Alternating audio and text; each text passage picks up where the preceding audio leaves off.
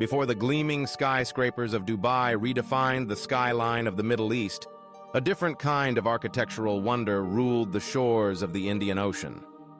The Swahili Coast, stretching along East Africa from southern Somalia through Kenya, Tanzania, and northern Mozambique, was once home to a network of thriving Muslim cities, places where the pulse of trade, culture, and faith beat in harmony with the rhythm of the tides.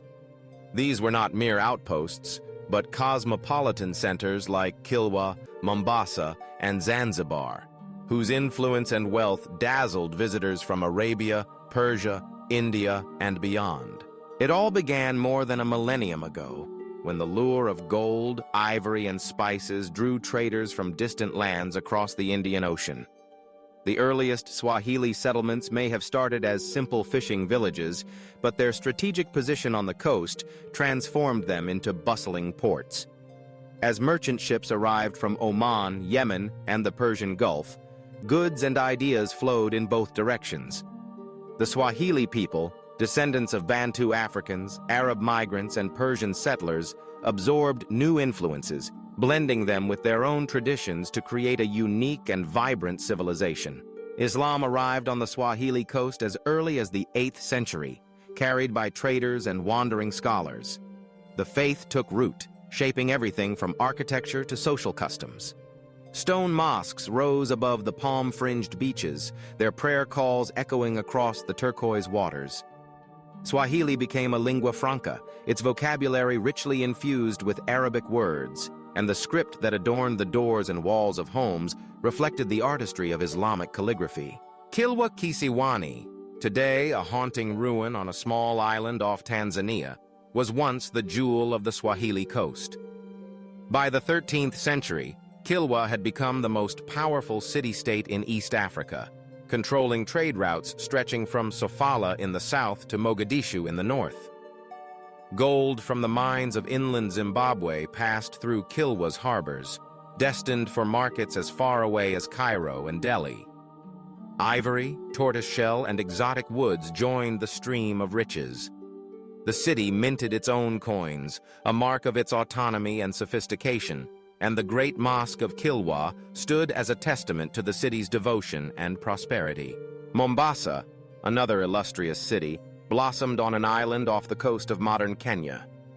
Its old town, with narrow winding lanes, shaded by coral stone houses and intricately carved wooden doors, still hints at its past grandeur. Mombasa's port was a gateway for spices, textiles, and ceramics from India, China, and the Arabian Peninsula.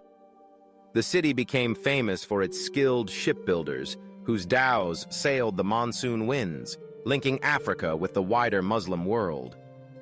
The call to prayer from Mombasa's mosques mingled with the sounds of traders bargaining in the bustling markets. Zanzibar, known for its clove plantations and the evocative scent of spices that wafted through its streets, was another jewel in the coastal crown. The island's stone town, with its labyrinthine alleys and ornate balconies, mirrored the cosmopolitan character of the Swahili coast.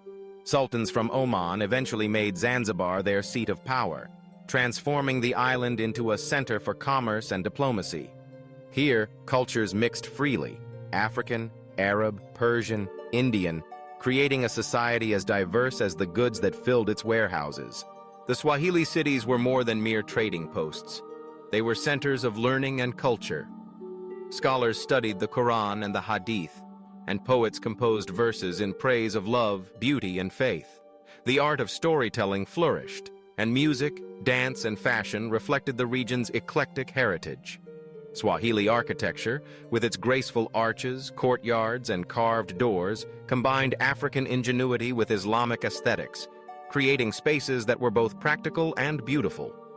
Even today, remnants of this rich architectural tradition can be seen in the coastal towns, where ancient mosques stand as silent witnesses to a forgotten golden age.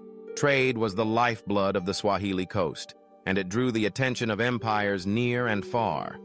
Merchants from Gujarat brought cotton and beads, while Chinese junks delivered porcelain and silk. The exchange was not merely of goods, but of ideas and beliefs.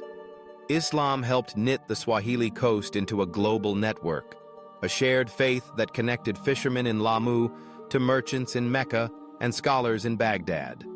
The cities became melting pots, where African, Arab, and Asian customs blended, and where people of different backgrounds lived and worked side by side.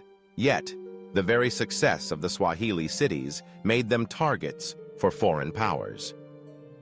The arrival of the Portuguese in the late 15th century marked the beginning of a new and turbulent era.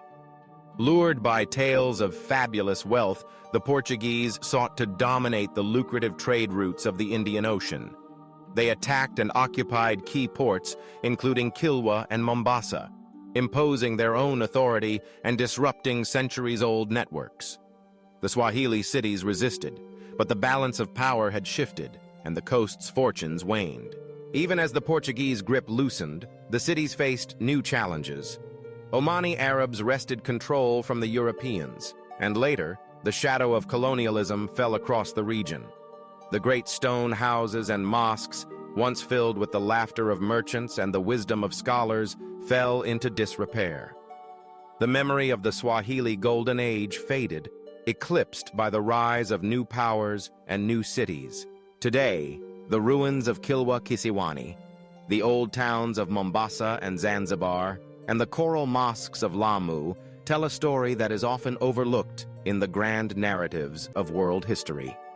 The Swahili Coast remains a testament to Africa's capacity for innovation, openness, and cosmopolitanism.